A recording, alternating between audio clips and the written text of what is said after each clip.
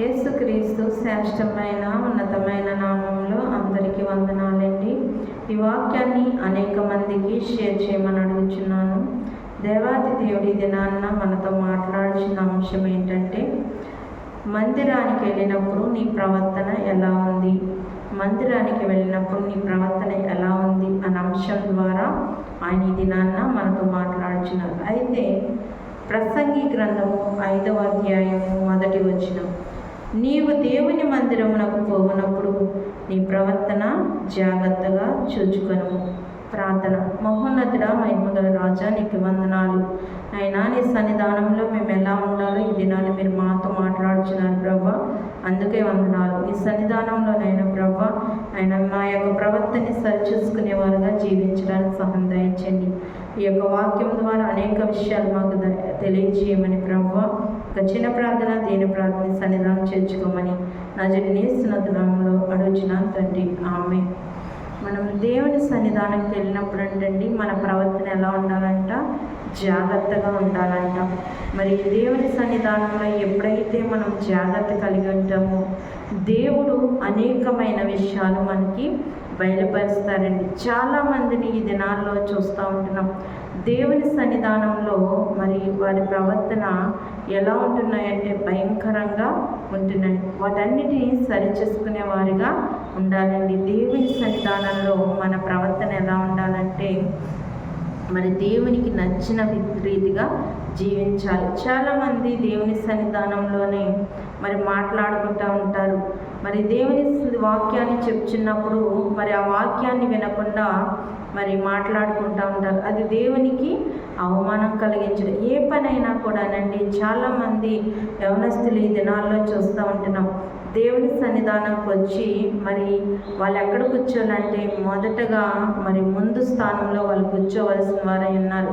కానీ యవన బిడ్డలు ఏం చేస్తూ ఉన్నారంటే వెనకాల కూర్చుంటూ ఉంటారండి. కూర్చుని మరి సెల్ ఫోన్లో మెసేజ్లు పెట్టుకోవడం, లేకపోతే సెల్ ఫోన్లో గేమ్లు ఆడుకోవడం, ఇలాంటివి దేవుని సన్నిధానంలో చేస్తూ ఉంటున్నారు.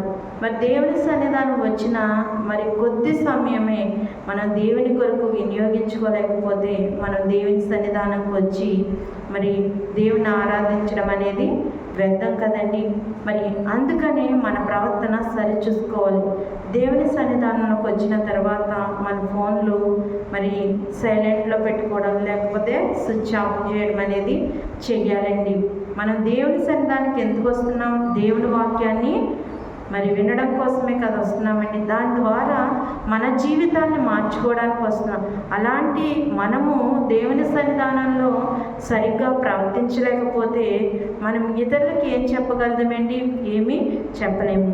అదేవిధంగా చాలామంది దైవ సేవకుల పిల్లలే ఈ దినాన్న దేవునికి లోబడి జీవించలేకపోతున్నారు. ఇష్టానుసారంగా జీవిస్తూ ఉన్నారు. ఇప్పుడు ఒక సేవకుల పిల్లలు ఉన్నారంటే వాళ్ళని బట్టి మరి సంఘము నేర్చుకుంటారు. కాబట్టి మొదట వాళ్ళు మరి మంచిగా ఉన్నట్లయితే వారిని బట్టి ఏం చేస్తారండి, మరి సంఘము నేర్చుకుంటుంది. మరి అలా ఉండవలసిన అనేక మంది దైవ సేవకుల పిల్లలే ఇష్టానుసారంగా జీవిస్తే మరి మనం ఏం చెప్తామండి? కాబట్టి దేవుని సన్నిధానంలో మరి సేవకుల పిల్లలు జాగ్రత్త కలిగి ఉండాలని దేవుని వాక్యము తెలియజేస్తూ ఉంది. మరి చాలామందిని చూస్తూ ఉంటాం. మరి నువ్వు దేవుని సన్నిధానంలో కుదరగొట్టలేదు, ఇలా ఉంటున్నామని మనం ఎవరినన్నా అన్నామనుకోండి, వాళ్ళు మనకి ఏం సమాధానం ఇస్తారు? దేవుని సన్నిధానంలో మరి సేవకుల పిల్లలే మరి సక్రమంగా ఉండలేదు, మేము ఎలా ఉంటామని మరి అనేవారు కూడా చాలామంది ఉన్నారు. కాబట్టి మరి మొదటగా సేవకులైన వారు వాళ్ళ పిల్లలు జాగ్రత్తగా మరి దేవుని సన్నిధానంలో వాళ్ళు ప్రవర్తించేవారుగా చూసినట్లయితే తద్వారా వాళ్ళ ద్వారా అనేక మంది కూడా నేర్చుకునే అవకాశం ఉంటుంది. కాబట్టి మరి మన ప్రవర్తన దేవుని సన్నిధానంలో చూసుకోవాలండి. ఎందుకు వస్తున్నాం దేవుని సన్నిధానానికంటే దేవుని ఆత్మతోనూ సత్యముతోనూ ఆరాధించడానికి వస్తున్నాం. మరి ఆ యొక్క ఆరాధన ఎంతసేపు ఉంటుందండి? 1-2 గంటలు. ఈ 2 గంటల వ్యవధిలోనే మనము దేవునికి సమయం ఇవ్వలేకపోతే మన యొక్క జీవితంలో మరి మనం కోలుకోలేం కదండి. మరి దేవుని సన్నిధానంలో మన ప్రవర్తన ఎలా ఉంది ఒకసారి ఆలోచించాలి. దేవుని సన్నిధానంలోనే చాలామంది నీచమైన పనులకి మరి అలవాటు పడుతూ ఉంటారు, నీచమైన పనులు చేస్తూ ఉంటారు. ఇవన్నీ మనం చూస్తూ ఉంటాం కదండి. మరి అలాగూ కాదండి, దేవుని సన్నిధానంలో చాలా జాగ్రత్తగా ఉండాలి. మరి చాలా మందిరాల్లో మరి యవనస్తులు యవన సమాజాలు జరగపోవడానికి కారణం ఏంటండి? యవనస్తుల కూడికలు జరిపించుకోవడానికి కారణం ఏంటంటే, యవనస్తులు మరి యవన కాలమందు మరి దేవునికి లోబడి జీవించవలసిన వారు దేవుని సన్నిధానంకి వచ్చి మరి ఇష్టానుసారంగా ప్రవర్తిస్తూ వాళ్ళు ఏం చేస్తున్నారో మరి వాళ్ళకే లేకుండా జీవించే యవనస్తులు చాలామంది ఉన్నారు. మరి ఈ యొక్క మందిరాల్లోనే మరి అలాంటి పనులు చేసేవారు ఉన్నారు. కాబట్టి ఈ దినాల్లో చాలా చోట్ల మరి యవనస్తుల కూడికలు జరగటం లేదండి. మరి యవనస్తుల కూడికని వచ్చి వాళ్ళ ఇష్టానుసారంగా జీవించేవారు చాలామంది ఉన్నారు. కాబట్టి మరి ఒక యవన యొక్క మరి కూడికను మనం జరిగించుకున్నప్పుడు మరి మన ప్రవర్తన సరిచూసుకోవాలి. మనము చక్కగా ప్రవర్తించేవారు ఉండాలండి. ఈ లోక సంబంధమైన వాటికి మనం దూరంగా ఉండాలి. ఎందుకంటే దేవుని సన్నిధానానికి మనం ఎందుకు వస్తున్నామంటే దేవుణ్ణి ఆరాధించడం కోసమే కదండి మనం వచ్చేది. దేవుని మనం ఎలా ఆరాధించాలండి? ఆత్మతోనూ సత్యముతోనూ ఆయన ఆరాధించాలి. ఆయన ఆరాధించే మనము మన ప్రవర్తన సరిగ్గా ఉంచుకోకపోతే మనం చేసిన ప్రార్థన వ్యర్థమండి.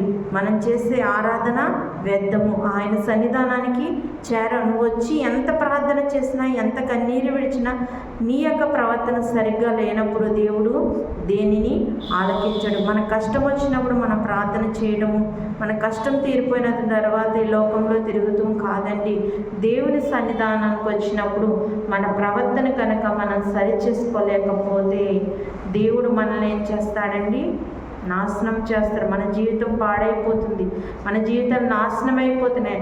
మరి కోలుకోలేని అనేకమైన కష్టాలు మనకు వస్తాయి. ఎందుకంటే దేవుని సన్నిధానంలో మంచి ప్రవర్తన కలిగి మనం జీవించాలి. దేవునికి ఇచ్చేది ఏదైనా మనం శ్రేష్టమైనది ఇచ్చేవారు ఉండాలి. దేవుని తెలియనండి వారు బుద్ధిహీనులు, మరి బుద్ధి లేని వారు ప్రవర్తించే రీతిగా మనం ఉండకూడదండి. బుద్ధి గల వారిగా మనం జీవించాలి. దేవునికి శ్రేష్టమైన మనం ఇచ్చేవారు ఉండాలి. దేవుణ్ణి మనం ఆరాధించేవారు ఉండాలి. అంతేకాని మన ఇష్టానుసారంగా ఉంటాము. మరి దేవుని సన్నిధానంలో మేము మాట్లాడుకుంటాము, దేవుని సన్నిధానంలో మేము మరి ఇక్కడ ఇష్టానుసారంగా మేము ప్రవర్తిస్తామని మనం అనుకున్నట్లయితే దేవుడు మనల్ని పాడు చేస్తారు. కాబట్టి అలాంటి స్థితిలో మనం ఉండకుండా దేవుని సన్నిధానంలో మరి మనం మన యొక్క జీవితాన్ని సరిచేసుకుని మన ప్రవర్తన సరిచేసుకుని జీవించడానికి పరిశుద్ధాత్మ వాక్యము ప్రతి ఒక్కరి జీవితాల్లో ఫలింపజేయునుగాక. ప్రార్థన. మహోన్నతుడా, మహిమగల రాజా, నీకు వందనాలు, స్తోత్రాలయ్యా. నీ సన్నిధానంలో మా ప్రవర్తన సరిచూసుకోవడానికి సహాయం దయచేయండి. నీ సన్నిధానంకి వచ్చి మేము ఏం చేస్తున్నా సమస్తము చూస్తున్న దేవుడు తండ్రి. ఒకవేళ తండ్రి లోకానుసారమైన పనుల ద్వారా నాయన ప్రభా, నాయన మందిరాల్లో కూడా మేము జరిగించేవారు ఉన్నాము. మేము ఆ విధంగా కాకుండా నాయన ఆత్మతోనూ సత్యముతోనూ ఆరాధించి నాయన ప్రభా, నీ వాక్యం ద్వారా మా జీవితాన్ని సరిచేసుకుని నాయన వాక్యానుసారంగా జీవించడానికి మరి సహాయం దయచేయమని ప్రభా ఒక చిన్న ప్రార్థన దేవుని సన్నిధానం చేర్చుకుని నజరేయుని యేసు నామములో అడుగుచున్నాం తండ్రి. ఆమేన్. అందరికీ వందనాలండి.